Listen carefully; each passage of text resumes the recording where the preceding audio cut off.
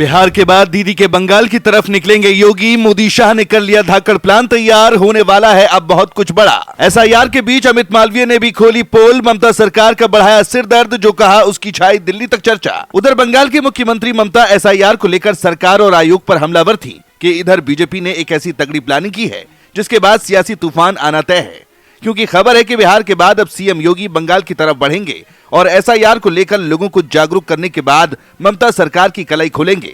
कलाई इसलिए क्योंकि अक्सर पश्चिम बंगाल में वोटर्स का मुद्दा हावी रहा है, लेकिन इस बार मोदी शाह के बाद अब योगी ने कमान को संभाल लिया है। सिर्फ यही नहीं, ममता सरकार को चौतरफा घेरने के लिए अब अमित मालवीय भी मैदान में हैं और जमीन पर उतरकर ममता सरकार के फर्जीवाड़े को बता रहे हैं। खबरों की माने तो ममता सरकार पर आरोप है कि एसआईआर प्रक्रिया को रोकने के लिए बीएलओ को वोट डराने धमकाने में जुटी है, लेकिन खेल वहीं पलट गया जब बंगाल प्रभारी अमित मालवीय चुनाव आयोग पहुंचे और जो दावा किया उसने न सिर्फ दीदी के माथे पर शिकन बढ़ा दी बल्कि दिल्ली तक राजनीतिक तापमान गर्म कर दिया।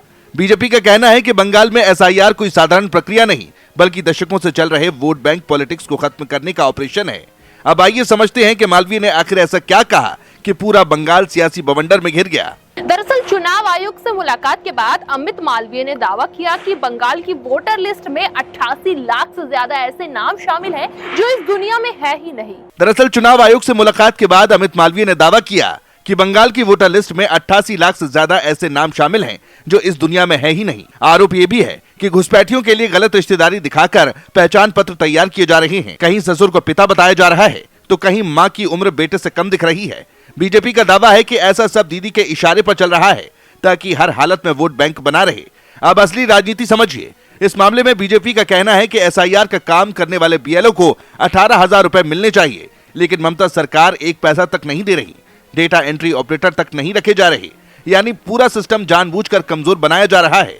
दूसरी तरफ तृणमूल का आरोप है कि बीएलओ को धमकाया जा रहा है, डराया जा रहा है ताकि वे मृत वोटरों को ना हटाएं और घुसपैठियों के नाम पर कोई कार्रवाई ना हो।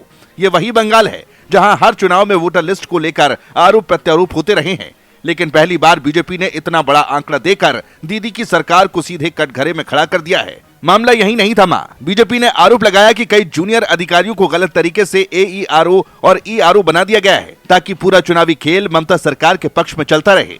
ये आरोप बेहद गंभीर है क्योंकि चुनावी प्रक्रिया में ईआरओ और एईआरओ की भूमिका बेहद अहम होती है।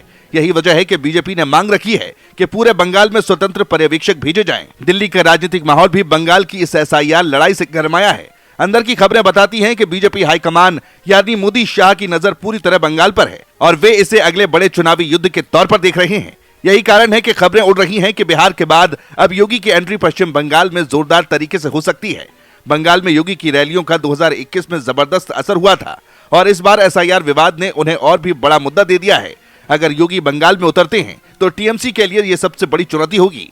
कहा जा रहा है कि एक विशेष रोडमैप तैयार किया जा रहा है जिसके जरिए पूरे राज्य में एसआईआर को पारदर्शी बनाने और मृत वोटरों को हटाने के अभियान को बड़ा रूप दिया जाएगा। जानकार भी मान रहे हैं कि एसआईआर के बहाने बंगाल में जो लड़ाई शुरू हुई है वो सिर्फ वोटर लिस्ट तक सीमित नहीं रहने वाली है।